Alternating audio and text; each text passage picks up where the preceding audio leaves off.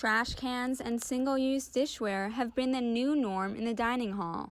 These changes were made by the administration in part to get students outdoors. I think it's a situation that most people are aware of the fact that we are still dealing with COVID, and we are dealing with the situation where not everyone can eat inside the dining hall. And it means that people have to go outside the dining hall, and with that, the idea of having a reusable plate that probably wouldn't make its way back to the dining hall, or a cup that wouldn't make its way back to the dining hall. And when you look at in the past, when we have all been able to eat in the dining hall, how often we were replacing these items, it made more sense to use something that someone could take with them and throw out, with the idea being that it was at least compostable. However, the dishware is made out of materials that make compost difficult, according to Effect faculty advisor Courtney White and Effect co-chair Tyler Hack. While the intentions were really good and it's great, we just don't have the type of composting that's required for some of the materials that they've purchased. And so we're learning from that. That material requires very high heat. And so food scrap composting doesn't get hot enough to break down that material in a responsible way. So if we tried to take the industrial composting, and compost it with food scraps here, we would likely get a lot of rodents. We would have materials wouldn't break down. We get a lot of issues with the compost, and it would be even riskier in terms of composting right now.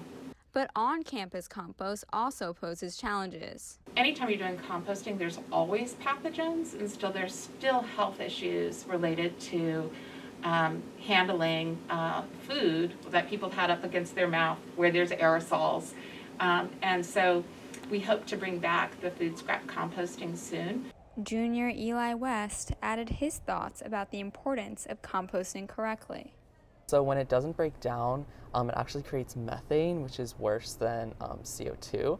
And so again, it's really important that if we do stick with the throwaway plates and utensils, that they're being composted correctly. Additionally, Hack and White explained that recycling is also not possible with the current dining hall materials. Because it's like bioplastics and not the same plastics that you would find given out at most restaurants.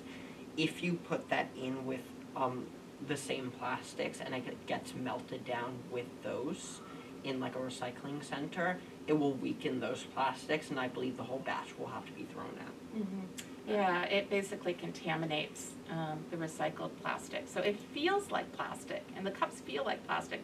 The silverware and the cups feel like plastic, but they're actually bioplastics, and they do take that industrial compost. And so right now you'll notice all the recycling bins are missing. They're not in the dining hall because all of that actually needs to go into the trash until or if we contract with an outside company that is able to do industrial or commercial composting.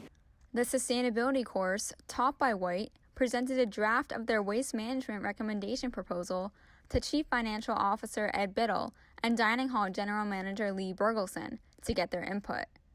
Junior Nicole Degelman talked about some of the ideas incorporated in the proposal.